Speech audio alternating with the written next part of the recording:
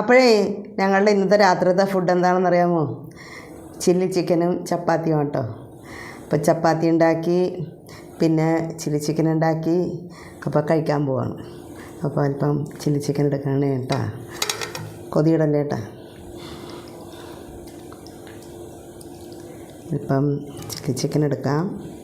സിമ്പിളായിട്ടാണ് ഉണ്ടാക്കിയേക്കണത്, ആർഭാടമില്ലാത്ത chilli ചിക്കനാണ്.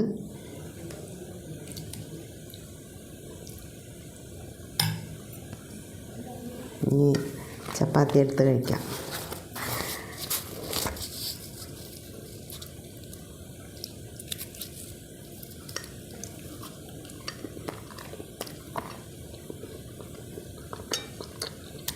Chicken ഒന്ന് കഴിച്ച് നോക്കട്ടെ കേട്ടോ.